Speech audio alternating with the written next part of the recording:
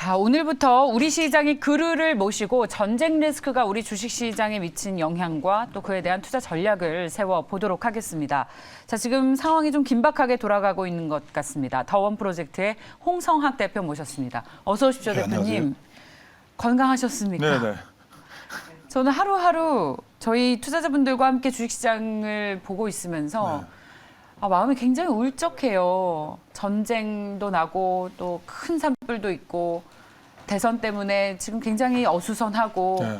이게 좀 나아질까라는 생각이 듭니다. 게다가 지금 방금 나온 소식 가운데에서 러시아군이 핵물질과 원자로가 있는 연구소에 미사일을 공격했다라는 소식을 우크라이나 정부에서 직접 전하고 있습니다. 이 영향 때문인지 홍콩 증시가 출발했는데 무려 3.5% 이상 급락하고 있고 외국인 투자자들도 매도를 현선물 시장에서 키우면서 우리 주식시장이 2,700선 하회하고 2,600까지 이러다가 보지 않을까라는 걱정이 커지고 있습니다.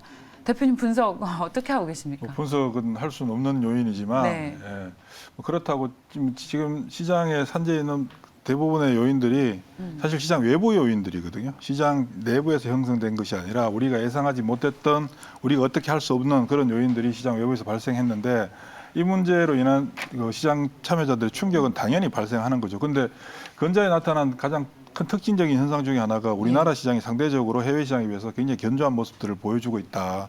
이 부분은 우리 시장이 물론 지리학적으로 우크라이나와 우리의 거리가 굉장히 멀고 밤낮이 바뀌어 있는 상황이다 보니까 우크라이나에서 진행되고 있는 그렇죠. 일들이 실시간으로 우리 시장에 전달되지 않는 그런 장점은 있는 거지만 상대적으로요. 궁극적으로 이제 그 시장에 있는 모든 사람들이 모든 시선이 전 세계 뭐 주식을 하는 분들뿐만이 아니라 안 하는 분들까지도 시선이 러시아, 우크라이나에 가 있잖아요. 최근에 이제 우리 시장을 전체적으로 놓고 보면 1월 달에 금리 인상에 대한 얘기 때문에 시장이 드랍을 했고 2월 달 다져가는 구간에서 안정적으로 가려고 하는 그 시점에 그리고 뭐 신용을 쓰셨던 분들부터 시작해서 급매물들이 상당히 1월 달에 정리가 됐거든요. 그래서 수급적인 부분이 안정을 찾고 있는 가운데 이제 러시아 문제가 불거졌는데 맞습니다. 근데 러시아 문제가 갑자기 불거진 게 아니라 이미 작년부터 계속 진행됐던 거지만 우리 주식시장에 있는 분들은 관심이 없었던 거죠. 그러니까 시장은 항상 호재와 악재들이 공존하고 있는데 우리가 바라보고 있느냐, 바라보지 않고 있느냐인데 물론 이제 러시아가 우크라이나를 침공한다, 안 한다, 뭐 미국 바이든 대통령이 뭐 할 것이다, 말 것이다, 뭐 푸틴은 안 한다 이러다가 결국은 침공을 했잖아요. 그 침공하기 전까지만 하더라도 전쟁이 발생할 거냐, 안 할 거냐, 전쟁이 발발하면 끝이다라는 생각을 두려움을 갖고 있는 상태에서 시장이 충격을 받았는데 지금 전쟁이 발발했잖아요. 전쟁이 발발하고 나서 막상 뚜껑을 열어서 전쟁을 발발했더니 하루 이틀 만에 끝나는 것이 아니라 지금 장기화되고 있는 과정으로 넘어가고 있고 장기화되고 있는 과정 속에서 서방국가 미국이나 유럽이 우크라이나에 직접적인 군사 지원을 할 수는 없는 상황이고 하게 됐을 때 뭐 3차 대전은 가는 거고요. 이런 다양한 방법에서 푸틴을 압박하고 러시아를 압박하고 있고 특히 러시아 주식시장은 이제 붕괴됐고 선진국 시장 이머징 마켓에서 러시아 제외되고 미국 시장에 상장되어 있는 러시아 주식 거래 정지시켜버리고 그냥 손발을 묶은 게 아니라 푸틴의 얼굴만 남겨놓고 다 잠궈버린 어떤 상황이니까 푸틴이 현재로서는 할 수 있는 것은 핵무기를 발사하는 것밖에 없거든요. 근데 핵무기를 발사는 사실 못할 거 아니에요. 그렇죠. 그러니까 핵무기를 발사할 수 있다. 우리는 핵을 쓸 수 있다라는 어떤 그런 공포감을 줄 수 있는 게 바로 우크라이나에 있는 원전을 위협하는 거죠. 그 원전을 위협함으로써 원전도 우리가 위협하는데 핵을 못 쏘겠느냐. 그리고 우리 곧 핵을 쏠 수 있다라는 그 최후의 마지노선을 지금 현재 보여주고 있는 거거든요. 그렇다면 러시아 전쟁이 만약에 러시아가 진짜 핵을 발사했다면 이거는 뭐 주식을 뭐 생각하고 말고 할 것 없이 그냥 끝인 거고요. 그렇죠. 그럼 끝이라면 어차피 주식을 쓰면 지금 뭘 사야 되나 뭘 팔아야 되나 고민할 필요도 없는 것이고 그게 아니라면 핵을 쏘지 않는다라는 전제 하에서 놓고 본다면 우크라이나의 원전 시설을 타격한 건 최후의 방법이다. 최후다. 그럼 전쟁에 대한 리스크는 시장에서 지금 시점이 가장 크게 타격을 주고 있는 시점인 거죠. 그러면 전쟁이라고 하는 부분 여기서 만약에 원전이 붕괴되고 방사능이 유출되고 뭐 엄청난 타격을 보게 되면 시장은 장기적으로 굉장히 힘들어지겠죠.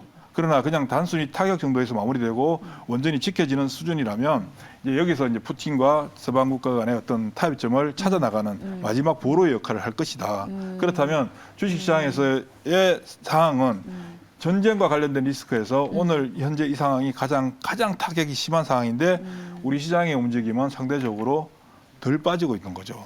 그러니까 아마 많은 투자자분들도 지금 댓글에 이게 지금 뭐가 덜 빠진 거냐 하시는데 사실 유럽 국가들과 비교를 최근에 해보면 우리가 아시아에 있으니까 그렇습니다. 유럽 국가들은 하루에 4%씩 빠지고 있잖아요. 네, 물론 걔네들은 지수가 작년에도 4% 좋았고 그에 대한 반작용이 나타나는 것이고 우리 시장은 다행스러운 건 작년 한 해 전 세계 주식시장에서 우리가 가장 부진했던 시장이거든요.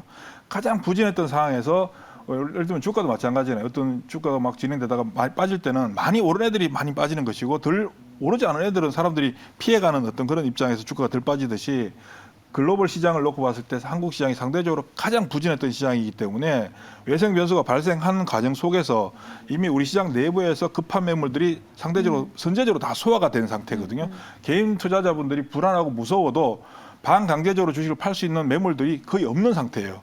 그러니까 물려 있는 분들은 팔 수도 없는 상황이고 지금 현재 팔 수 있는 사람들은 예. 짧은 단기 매매를 하시는 분들은 예. 오늘 사고 오늘 팔고 하는 매매를 할 수 있지만 그 외에 나머지 분들은 팔 수 있는 분들이 없어요. 그리고 그렇죠. 아주 장기적으로 주식을 가지고 있는 분들은 뭐 코로나 이후 때부터 지금도 굉장히 높은 수익을 가지고 있거든요. 그런 상태이기 때문에 급하게 네네. 뭐 팔아야 될 물건들도 없는 것이고 그렇죠. 네.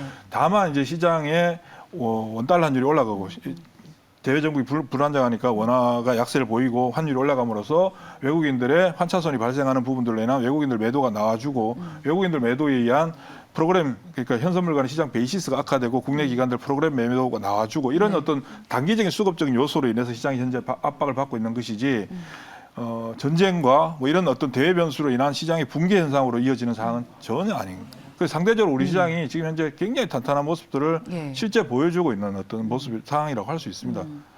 자, 지금 제 대표님의 이야기를 들으면서 또 채팅창이 엄청 활발해지고 있는데 첫 번째 질문은 예. 아마 뭐 저희가 심리적으로 느낄 때 소위 2000이라는 마지노선까지 더 빠질 것 같다. 그러면 그때 사야 하지 않겠느냐라는 네. 질문과 그리고 이제 또 저희가 국제유가 이야기를 비롯한 인플레이션 우려를 얘기를 하겠습니다만 전쟁이라는 리스크가 촉발한 우리 시장의 올해의 가장 큰 화두인 인플레이션을 촉발했다라는 게 지금 시장에서는 가장 사실은 부담이 되고 있는 그게 것이죠. 역의 관계도 있고 정의 관계도 있는데요. 예. 자, 지금 현재 미국에서 러시아 석유 수출 제한 조치를 지금 현재 얘기를 하고 있잖아요. 아직 제한 제재를 가한 건 아니지만 네네. 러시아가 일간 생산하고 있는 배럴이 한 400만 배럴 정도 되고 있는데 최근에 중동 국가에서 정산하기로 한 게 한 100만 배럴 정도 되거든요. 물론 이제 사우디아라비아부터 시작해서 미국이 협조를 구해서 정산을 더 해라라고 요구를 하고 있고 사우디도 하겠죠. 유가가 올랐으니까. 그렇지만 이제 미국 셰일가스 업체들이나 다양한 석유를 채굴해서 판매하는 업체들이 갑자기 공급량을 확 늘릴 수는 없는 거잖아요. 그리고 어쨌든 이건 전쟁이라고 하는 이슈로 인한 지정학적 리스크로 인한 단기 유가의 슈팅 구간이기 때문에 이게 장기화된다는 전망이 있다면 네. 지금 엄청나게 지금 뽑아내겠죠. 그러나 이건 어차피 단기적인 관점이기 때문에 지금 뭐 주식시장에서도 뭐 그 유가와 관련해서 움직이는 종목들이 있는데 이 전쟁이 장기화되고 계속해서 고유가를 유지하는 상황이라면 예. 지금도 주식을 사야 되겠지만 지금 일촉즉발의 위기 상황이 계속해서 연일 발생하고 있는데 이게 만약에 타협을 받다, 예. 해결이 됐다라고 하면 어떻게 될까요? 유가는 단기적으로 드랍을 하겠죠. 예. 드랍을 하게 되면 그와 관련돼서 움직였던 종목들 또한 마찬가지 드랍 현상들이 나타나게 될 것이고 이 단기적인 어떤 요소로 인해서 석유업체들이 정산을 했을 때 갑자기 유가가 드랍을 하게 될 경우에는 그 정산한 부분들로 인한 유가의 추가적인 하락을 가져올 수 있게 되는 거겠죠. 네. 그러니까 이런 어떤 부분들에 대한 반작용을 생각하고 있기 때문에 현재 단기적으로 유가가 올라간다 할지라도 그에 대해서 공급량을 쉽게 증가시키지 못하고 있는 요인. 예. 기본적으로 전쟁이 단기적인 요소다라고 네네. 판단하고 있기 때문에 그런 현상들이 나타나는 거거든요. 그렇군요. 그런데 반대로 인플레이션에 가장 직접적인 영향을 주는 게 석유 가격이고 그렇습니다. 그다음에 이제 생필품이죠. 특히 밀 가격이 최근에 2배가 올랐어요. 맞습니다. 밀도 오르고 대두도 오르고 뭐 하여튼 뭐 가격이 있다는 건 주가 빼고 다 올랐는데 이 부분들이 이제 인플레이션을 자극할 것이고 인플레이션을 자극하면 지난번에 파월 의장이 3월 달에 금리를 0.25% 25bp 올리겠다라고 발표를 했지만 그 파월 의장 발언 이전에는 시장에서 다들 50bp 올릴 수 있을 것이다. 혹은 최악의 경우 100bp까지도 올릴 수 있다라고 예상들을 하고 있는 상태에서 파월 의장이 25bp라고 딱 못을 박아버리니까 안도를 했거든요. 네. 그런데 지금 현재 전개되고 있는 어떤 지정학적 문제들로 볼 때는 파월 의장이 얘기한 25bp는 불가능하다. 오히려 50bp나 100bp까지 올릴 수 있는 올려야 되는 거 아니냐라고 시장에서 그렇게 받아들이는 상황이거든요. 자, 그러면 시장에서 전쟁으로 인한 어떤 그러니까 금리 인상에 대한 부담이 있었는데 이 부분은 일단 뒤로 가고 전쟁이라고 하는 부분이 앞으로 나오면서 모든 원자재 가격들이 급등하고 인플레이션 압력이 굉장히 강해지고 이 부분이 주가를 억누르고 있는 상태에서 시장 참여자들은 앞으로 금리도 0.5%나 1%까지 올릴 수 있을 것이다라고 생각하고 받아들이기 시작한 거죠. 이 부분은 굉장히 긍정적인 부분이죠. 네. 왜냐하면 시장에서 앞으로 1%를 올리더라도 시장에서 받게 되는 충격은 이미 덜 전쟁으로 인한 하겠죠. 충격을 받은 상태이기 때문에 예. 추가적으로 받을 가능성 별로 없어요. 그러다가 만약에 0.1% 100bp가 아니라 50bp 예를 들어서 지금 현재 시장에서는 100bp 이상 올릴 것이다라는 얘기가 나오면 나올수록 좋은 거거든요. 예. 그러다가 실제 50bp 혹은 25bp 올렸을 때 시장 주가는 그냥 바로 튀어버리죠, 위로.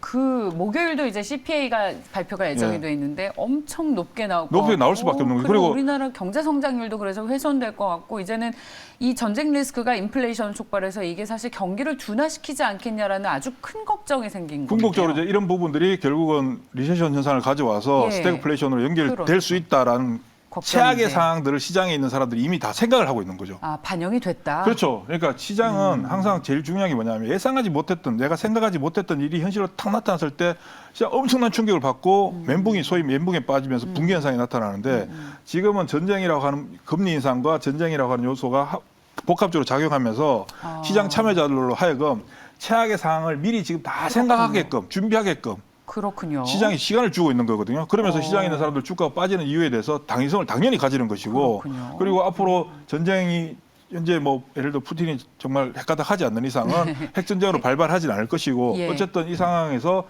전쟁은 이미 발생한 것이고 무력은 사용한 것이고 이 상황에서 얼마나 빠른 시간에 타결을 볼 것인가 아니면 네. 장기화될 것인가에 따라서 관점이 좀 달라지는데 어쨌든 전쟁 이슈로 인한 가격의 변화는 나타난 것이고 좋습니다. 이 상황에서 물가는 더 많이 올라갈 것이고 그에 대해서 금리도 많이 올릴 것이고라고 하는 것을 시장이 이미 다 알고 있는 사실이잖아요. 좋습니다. 예.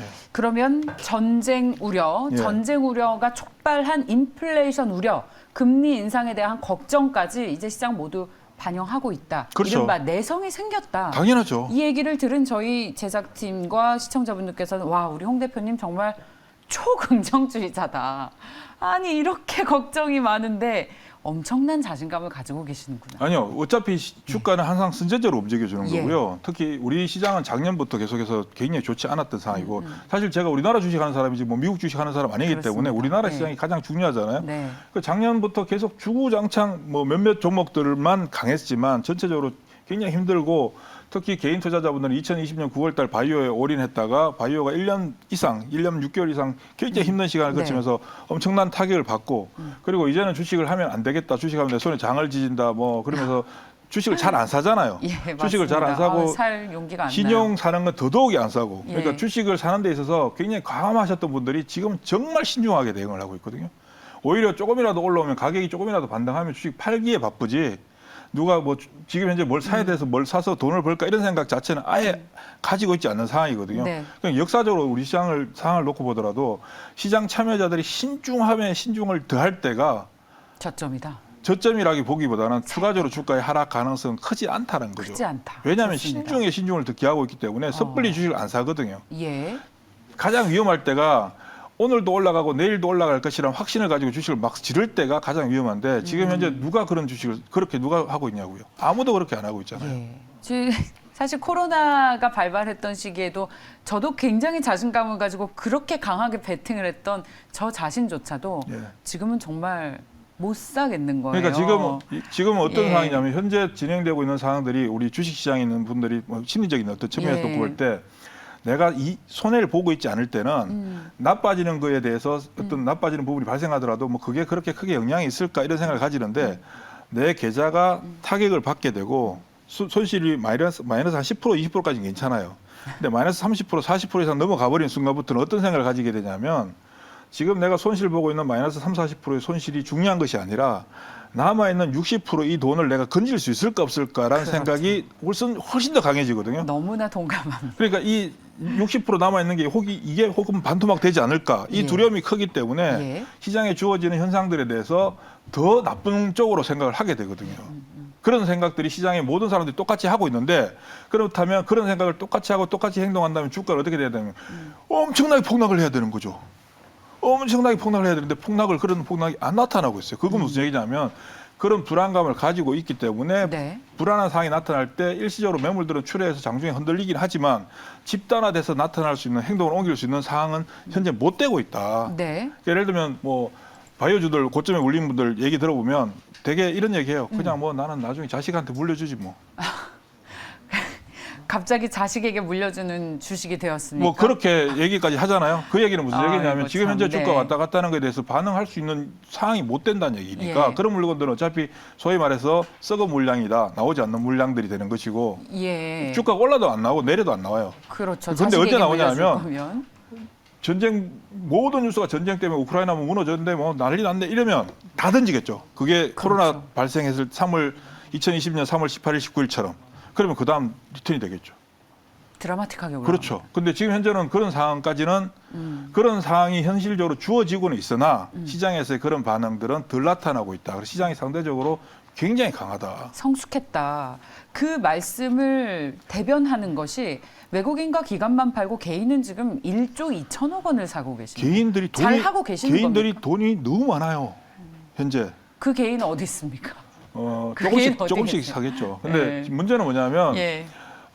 사실 지금 국내 기관들과 외국인들은 환율 때문에 매매가 이루어지는 것이고 국내 기관들은 사실 액티브 쪽의 움직임은 거의 미진하고 그동안 계속해서 패시브 쪽인데 특히 프로그램과 연동해서 현선물관 시장 베이시스 때문에 움직이는 부분들이잖아요.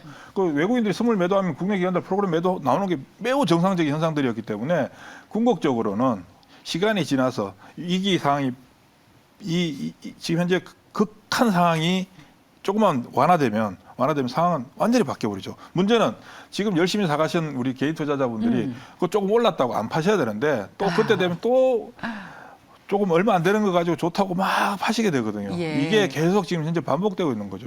근데 이런 과정이 지나고 전쟁 분위기가 조금 더 완화되고 시간이 좀 더 지나서 핵을 쏘는 상황까지만 발전하지 않는다면 이제 시간이 지나면 전쟁에 대한 부분들이 좀 둔화돼요. 예전에 걸프전 때 1990년 제가 주시장에 있었는데 아, 그러세요. 그때 걸프전 때도 막 한다 하고 막 했을 때 뭐 처음에는 모든 시선이 걸프에 가 있었는데 걸프만에 시간이 한 두세 달 지나면서부터 관심을 안 가져요. 그렇죠. 예. 거기에 대한 관심을 안 가지게 되고 그렇죠. 네. 그걸 이미 시장에서 인정해주고 반영되고 난 후부터는 시장은 항상 살아있는 곳이기 때문에 어떤 걸 통해서 살아날 수 맞습니다. 있는 방안을 찾고 강구하고 나가거든요. 맞습니다. 결국은 어디로 가냐면 결국 실조로 가게 되는 거죠. 궁극적으로는. 맞습니다. 예, 그렇죠. 주식시장이라는 것은 항상 수익을 쫓는 그런 그렇죠. 곳이기 때문에 네. 어떻게 해서든 찾아내는 곳이 돈을 벌기 위한 사람들이 모여있는 이 주식시장입니다. 그렇다면 대표님, 늘 또 시간이 부족한 제일 중요한 질문을 드려야 네. 합니다. 그렇다면 지금 시장에서는 정유주, 곡물주 그리고 비철금속 관련 주식들이 오르는 것이 전쟁 테마로도 오르지만 인플레이션을 반영했기 때문에 충분히 스토리가 있고 이 주식이 주도한다라는 분들이 있는가 하면 네네. 지금 그동안 시장을 주도했었던 대표님께서 늘 얘기를 해주셨던 2차 전지, 그다음에 메타버스 그리고 반도체까지 정말 많이 빠졌습니다. 네네. 이런 주식을 사는 기회로 삼아야 할까요? 아니면 지금 시장을 주도하고 있는 인플레이션 해지할 수 있는 주식이 시장을 주도할 수 있겠습니까? 이게 여기서 이제 전제 조건이 달리는데요. 예. 전쟁이 단기전으로 끝날 것인가, 장기전으로 갈 것인가를 관점에서 생각해야 되는데 지금 현재 유가 오버슈팅이 나타나고 있고요. 네. 오버슈팅이 나타나는 건 매우 정상적이고 유가의 상승과 더불어서 비철금속들도 다 올라가고 모든 원자재들이 올라가잖아요. 그에 반응해서 주가들이 움직여주고 있는데 실제 주가의 움직임은 원자재 가격의 반응에 비해서 크진 않아요. 특히 정유주들은 사실 최근 유가 움직임을 전혀 반영 못하고 있는 상황이기 때문에 그러니까 역설적으로 반영 못하고 있기 때문에 싸다라고 생각할 수 있는데 예. 반영 못하고 있기 때문에 유가가 빠졌을 때 어떻게 될까요? 아, 더 더 내려갈 빠지는 가능성이 있는 거죠. 그러니까 지금 현재 그렇군요. 산업재와 관련된 원자재와 관련된 종목들은 단기적인 트레이딩 관점에서 접근을 해야 되는 100% 접근을 해야 되는 종목들인데 염두에 둬야 되는 게 이 전쟁이 어느 순간 종료가 됐다. 어쨌든 종료될 거 아니에요. 종료되는 게 짧은 시간에 종료될 것인가 먼 시간에 종료될 것인가에 따라 다르겠지만 종료될 때 얘네들은 그냥 드랍 현상이 나타난 그 부분을 감안하고 접근을 해야 되기 때문에 장기적으로 전쟁이 계속 날 거야 하면 예를 들면 전쟁이 계속 났어요. 원자재 가격이 올라가요. 그럼 경기가 나빠져요. 스태그플레이션으로 갈 거 아니에요. 그럼 주가가 올라가요? 못 올라가거든요. 그렇죠. 그러면 장기적인 관점에서는 접근하는 그런 관점에서 접근하는 것은 옳지 않다. 단기적인 관점에서 접근하고 치고 빠지는 전략을 펼쳐야 되는 것이고 반대로 지금 현재 전쟁이 나서 전 세계가 3차 대전으로 연결돼서 끝나면 다 끝나는 것이지만 그게 아니라 그 국지전으로 계속해서 이어진다면 결국 우크라이나와 러시아 간의 국지전으로 연결되고 나머지 국가들은 정상적으로 또 살아갈 거 아니에요? 살아가는 과정 속에서 우리가 살아가는 과정에서 지금 현재 잘 나가는 산업들은 계속 돈을 벌 거라고요.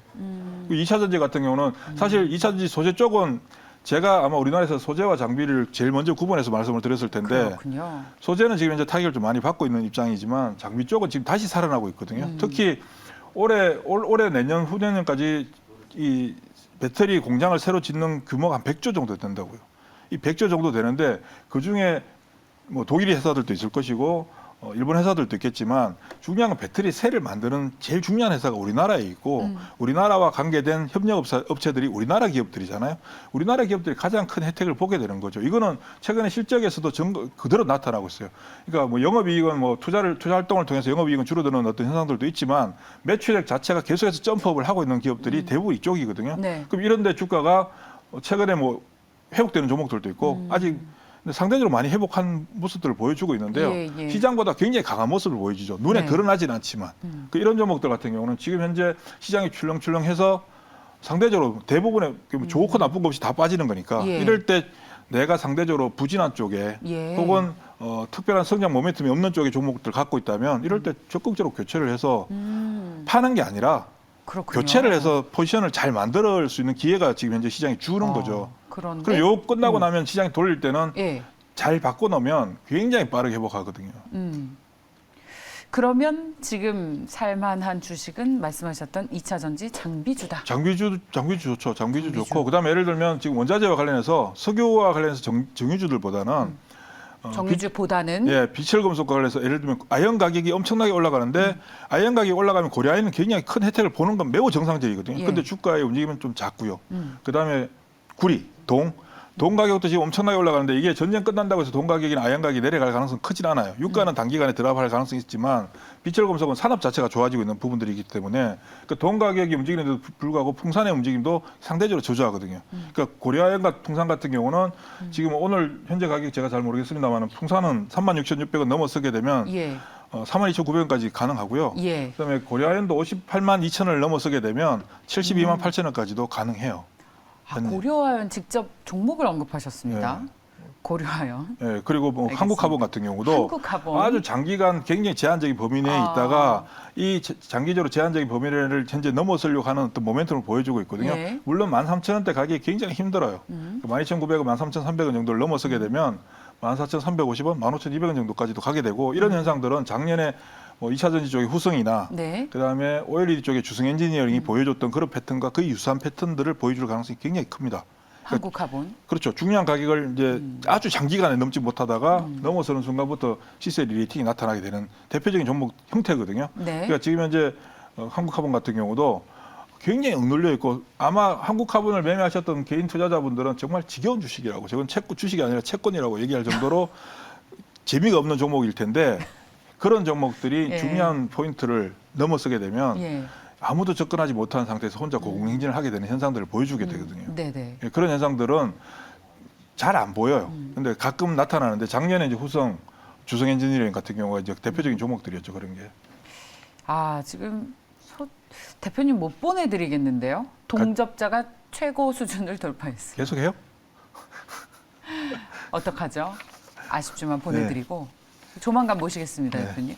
오늘 또 종목까지 언급을 해주셨어요. 네. 고려아연과 한국화본까지 들어봤으니까 2차, 3차 종목을 곧 모시고 이야기를 들어보도록 하겠습니다. 네. 더원 프로젝트의 홍성학 대표였습니다. 고맙습니다. 고맙습니다.